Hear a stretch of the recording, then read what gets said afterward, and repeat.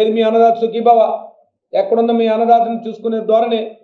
ఇవాళ ప్రభుత్వం రైతాంగాన్ని పూర్తిగా నీరుగార్చే పరిస్థితి.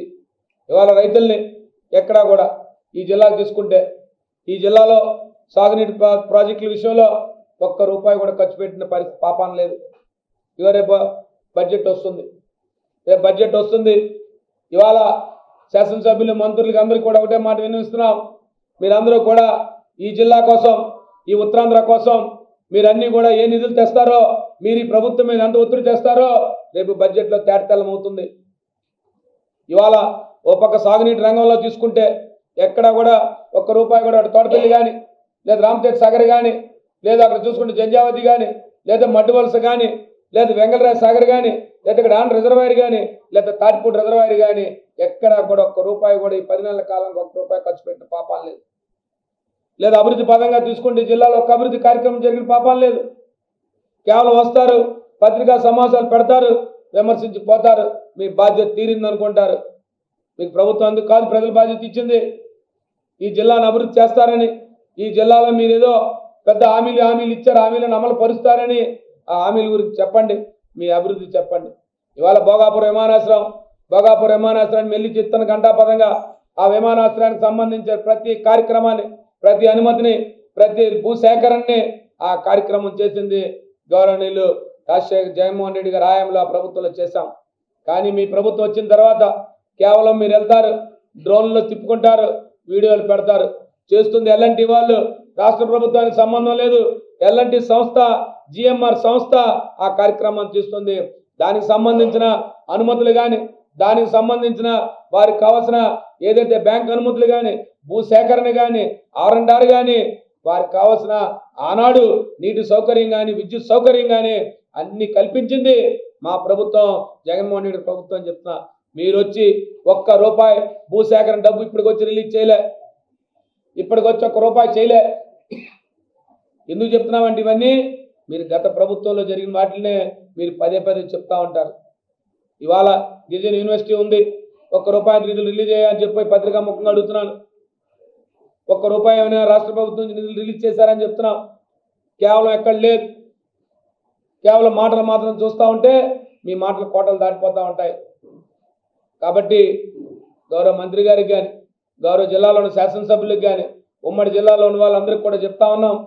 మీరు బడ్జెట్లో రేపు ఈ జిల్లాకు సంబంధించి ఏ రకంగా సాధిస్తారో, జిల్లాకు సంబంధించి ఈ రకమైన మీరు ఏదైతే హామీలు ఇచ్చారో సూపర్ 6 హామీలు కానీ, లేదు ఈ జిల్లాకు సంబంధించిన మెడికల్ కాలేజ్ సంబంధించిన మేము తీసుకొచ్చాం, దాన్ని పూర్తి చేయండి అని చెప్పాం.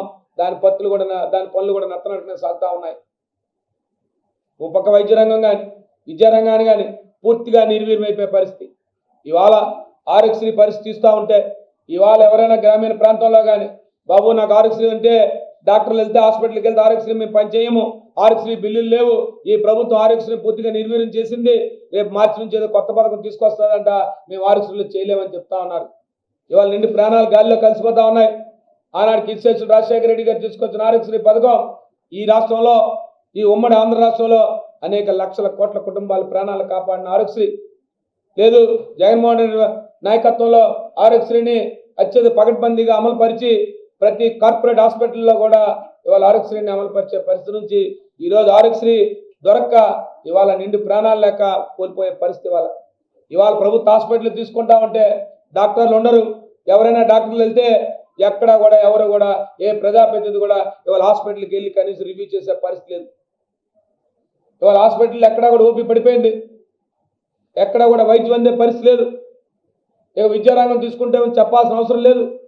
ఇప్పటికే కార్పొరేట్ బళ్ళకి పూర్తిగా వెళ్ళిపోతున్నారు. ఇవాళ గతంలో మేము తీసుకొచ్చిన 1 month జీవోని రద్దుపరిచారు. ఇవాళ కొత్త జీవో పరిస్థితి ఏంటో ఇంకా అగమ్య చర్యం. ఓ పక్క విద్యార్థుల ఆందోళన, మా పాఠశాల ఉంటుందో లేదని తల్లిదండ్రుల ఆందోళన, మా పాఠశాల మా స్కూల్లో ఉంటుందా లేదా అనే పరిస్థితి. ఎక్కడా కూడా దానికి నిర్దిష్టమైన ఒక విధానాలని ఎక్కడా కూడా ప్రజలకు తెలియజేసే పరిస్థితి లేదు, తల్లిదండ్రులకు తెలియజేసే పరిస్థితి లేదు. పూర్తిగా మరి అధికార యంత్రాంగం నిర్వీర్యమైపోయింది. ప్రజాప్రతినిధులు ఎక్కడా కూడా కనపడలేని పరిస్థితి వచ్చింది. ఇవాళ ప్రభుత్వంలో ప్రజలందరూ కూడా ఇంకా రోడ్లు ఎక్కే పరిస్థితి. ఎవరికి ప్రభుత్వంలో ప్రజలకు కష్టం వస్తే కనీసం కనబడి ఆదుకునే నాయకుడు ఈ ప్రజాప్రతినిధులు ఎక్కడా కూడా కూటమి ప్రభుత్వంలో ఉన్న వాళ్ళు ఎక్కడా కనపడలే. కేవలం ముక్కుబడికి వస్తూ ఉంటారు. ఇవాళ సమావేశాలు పెడతాం, ఇక సమావేశాలకు కూడా రారు. గతంలో జిల్లా పరిషత్ సమావేశాన్ని పూర్తిగా మరి కనపడడం మానేశారు. ఎందుకంటే మరి ప్రజాప్రతినిధులందరూ మరి చెప్పాల్సిన బాధ్యత మీపై ఉంది. ఇవాళ డిఆర్సీ సమావేశం ఏర్పాటు చేశారు, 3 నెలల కాలమైంది.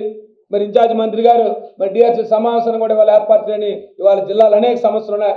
ఓ పక్క ఇవాళ జిల్లాలో రైతాంగం సమస్యలు అనేక ఉన్నాయి.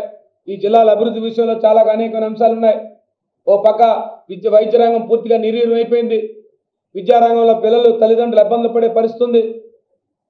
ఇవన్నిటి మీద సమస్యల గురించి దృష్టి తీసుకురావడానికి ఇవాళ అధికారిక సమావేశాలు జరగలేని పరిస్థితి ఉంది.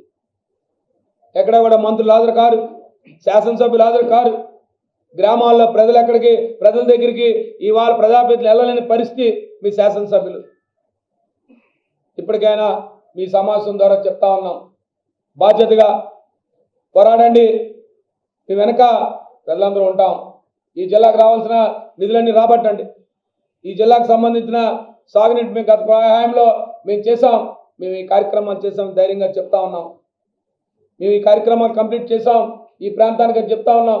ఇవాళ విజయనగరం తీసుకుంటే తాగునీరుకి సంబంధించి విజయనగరం సంబంధించి తారకం సాగర్ పూర్తి చేయండి. మేము చాలా వరకు పనులు చేసాం, మీరు కూడా పూర్తి చేయండి అని చెప్పాం. మీరు కూడా హామీలు ఇచ్చారు ఎన్నికల్లో, మేము కూడా చేస్తామని చెప్పి. అది పూర్తయితే విజయనగరం తాగునీరు వస్తుంది. రేపు అప్పుడే మళ్ళీ సమ్మర్ వస్తుంది, వేసవికాలం తాగునీటి కటకట అయ్యే పరిస్థితి. 3 రోజులు 4 రోజులుగా మళ్ళీ ప్రజలు తాగడానికి నీళ్ళు ఇబ్బంది పడే పరిస్థితి. కాబట్టి ఇవాళ జలజీవన్ మిషన్ గురించి చెప్పారు, చాలా మాటలు చెప్పారు. అయ్యో కేంద్ర ప్రభుత్వం అనేక నిధులు ఇచ్చింది, గత ప్రభుత్వంలో వాడుకోలేదు, ఈసారి మేము తెచ్చి వాడేస్తాము, పూర్తిగా దాన్ని ముందుకు తీసుకొచ్చేస్తామని చెప్పి. నేను ఒకటే అడుగుతున్నా, ఈ 10 నెలల కాలంగా ఈ ప్రభుత్వం ఏర్పడిన కాలంగా రేపు బడ్జెట్ సమావేశాన్ని పూర్తి వచ్చిన తర్వాత ప్రజాప్రతినిధులకు అందరికీ, గౌరవ మంత్రి గారిని అందరికీ అడుగుతున్నాం, మేము ఈ నియోజకవర్గాల్లో ఎన్ని కొలాయిలు ఒక్కొక్క ఇంటికి ఇచ్చారు, మంచినీటి కొలాయిలు అని చెప్పి మీరు శ్వేతపత్రం రిలీజ్ చేయండి. మీ కార్యక్రమాలు ఏం చేశారనేది. ఎవరికైనా ప్రజలకు తాగునీరు ఇచ్చారో కనుక్కోండి. కాబట్టి ఇలాంటి పరిస్థితులు ఈ జిల్లాలో ఉన్నాయి. జిల్లాలో పూర్తిగా అభివృద్ధి కుంటిపడిపోయింది. పూర్తిగా మరి అధికార వ్యవస్థ నిర్వీర్యమైపోయింది. ఎవ్వరు కూడా వారి బాధ్యతలు చేయలేని పరిస్థితి ఉంది. ఎక్కడ కూడా ప్రజాప్రతినిధులు కనపడలేని పరిస్థితి ఈ జిల్లాలో కనపడతా ఉంది. ఇవాళ సూపర్ 6 హామీలు అంటూ మోసం చేశారు. ప్రజలు పూర్తిగా భయాందోళనలు ఉన్నారు. ఎక్కడ కూడా ఒక హామీ కూడా అమలు చేయలేని పరిస్థితి ఈ ప్రభుత్వాన్ని. కాబట్టి ఈ ప్రభుత్వం ఒక ప్రతిపక్ష పార్టీగా, ఒక బాధ్యతగా ఇవాళ శాసనసభకి వెళ్తున్న వైఎస్ఆర్సీపీ మా జగన్మోహన్ రెడ్డి గారి నాయకత్వంలో, మా శాసనమండలి ప్రతిపక్ష నేత బొత్స సత్యనారాయణ గారి నాయకత్వంలో ఇవాళ ఖచ్చితంగా ఈ రాష్ట్రంలో ప్రజా సమస్యల పట్ల ఒక ప్రతిపక్ష పార్టీగా ఖచ్చితంగా మా బాధ్యత నెరవేరుస్తాం. ఖచ్చితంగా ప్రజల పక్షాన ఉంటాం, ప్రజల పక్షాన పోరాడతాం. వైఎస్ఆర్సీపీ ఏదైతే కూటమి ప్రభుత్వం ఇచ్చిన హామీలన్నీ కూడా అమలు పరచడానికి తప్పకుండా ఒత్తిడి తీసుకొస్తాం. ఒత్తిడి తీసుకొచ్చేంత వరకు కూడా వైఎస్ఆర్సీపీ పార్టీ నిద్రపోదు అని చెప్పి మీ ద్వారా తెలియజేసుకుంటూ, ఏవైతే మీరు నిర్వీర్యం చేస్తున్న వ్యవస్థలు ఉన్నాయో ఆ వ్యవస్థల ద్వారా ఇవాళ పూర్తిగా రైతాంగం కుంటిపడిపోయింది, ఈ ప్రజలందరూ కుంటిపడిపోయారని చెప్పి మీ ద్వారా తెలియజేస్తూ, ఓ పక్క రైతులు కానీ, లేదు మధ్యతరగతి కుటుంబీకులు కానీ, లేదు ఇవాళ రేట్లు పెరిగి ప్రతి ఒక్కరూ కూడా ఆర్థికపరమైన ఇబ్బందులతో ఎదుర్కొంటున్న ఈ ప్రభుత్వం ప్రజలను ఆదుకోవాల్సిన పరిస్థితి ఇవాళ ఈ ప్రభుత్వానికి ఉంది, కూటమి ప్రభుత్వానికి ఉందని చెప్పి మరొకసారి తెలియజేస్తూ సెలవు తీసుకుంటా ఉన్నాను. మరిన్ని వీడియోస్ కోసం ఛానల్ ని సబ్స్క్రైబ్ చేయండి. లేటెస్ట్ అప్డేట్స్ కోసం వాట్సాప్ ఛానల్ ని ఫాలో అవ్వండి. ఆ లింక్ డిస్క్రిప్షన్ లో ఉంది.